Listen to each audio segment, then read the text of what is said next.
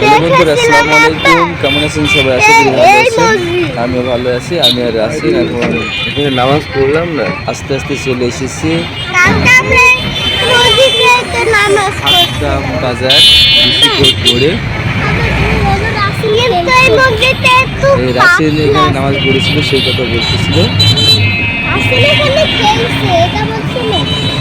রাসেল খেলছে, দেখতে পাচ্ছেন এই বিসিকোট মোড় হাসদাম বাজার। কি বলবো, দিনে দিনে কত উন্নতি হয়েছে না দেখতে বোঝা যায়।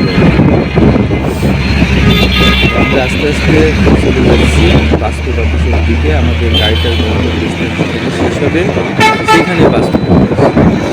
তারপরে আমরা সেখান থেকে কয়েকটা ভিডিও করে আপনাদেরকে দেখাবো পাসপোর্ট অফিসের।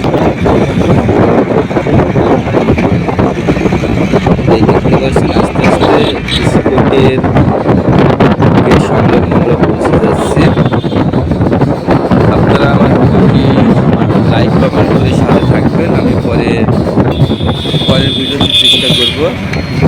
কুষ্টিয়া যে স্টেডিয়াম মাঠ, খুলনার মধ্যে সবথেকে বড় মাঠ, খুলনা বিভাগের মধ্যে সেই মাঠটা আমি দেখাবো। সবাই ভালো থাকবেন, খোদা হাফেজ।